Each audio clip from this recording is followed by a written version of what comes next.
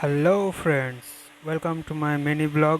তো এটা ছিল আমাদের রয়্যাল এনফিল্ড শোরুম, মানে RH অটোমোবাইলসের থেকে অ্যানিভার্সারি রাইড।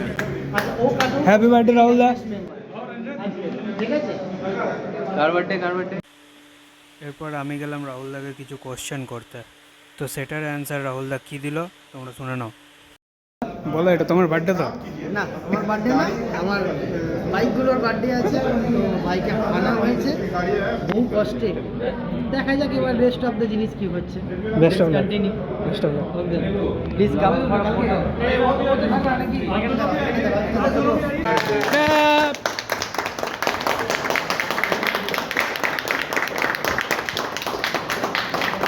মেন লোকটা দূরে দাঁড়িয়ে কেন?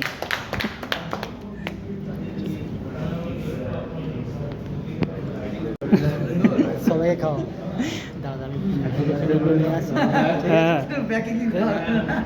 হ্যাঁ, যার অ্যানিভার্সারি তাকে খাও। যার যার রাহুল দা, টেস্টটা কেমন? ক্রিম আছে রাহুল দা? তো এটা আজকে আমাদের বাইকের লাইন আপ। সবাই এসছে, মোটামুটি অনেকেই এসেছিলো আজকে। তো এটার পরে আমরা সব বেরোবো, একটু ঘুরতে বেরোবো, জাস্ট রাইড নয়, ঠিক একটা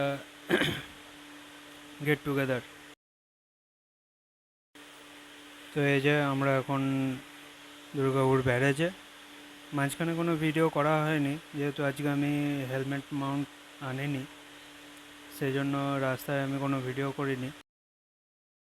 আজ কিন্তু ওয়েদারটা খুব সুন্দর আছে। আকাশটা দেখেছো তোমরা? কত সুন্দর, পুরো অরেঞ্জ হয়ে আছে। আর এইদিকে আমাদের বাইকগুলো সব পার্ক করা আছে। आप पे का 25% हम लोग पे करेंगे ऑन द MRP प्राइस। और अगर आप फ्लिपकार्ट से ही बोलेगे ना वो कम में। এখানে দাঁড়িয়ে কিছু ডিসকাশন চলছিল আমাদের রাইডের ব্যাপারে, কোনো এই রাইড ইকুইপমেন্টের ব্যাপারে আমরা সব নিজেদের মধ্যে ডিসকাস করছিলাম।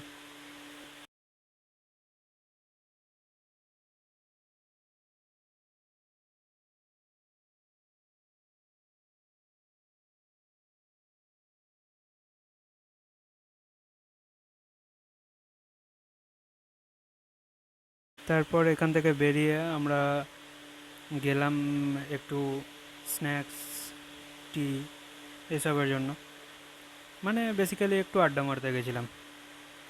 তো চলো ওখানে পৌঁছায়, তারপর দেখাচ্ছি কি হচ্ছে।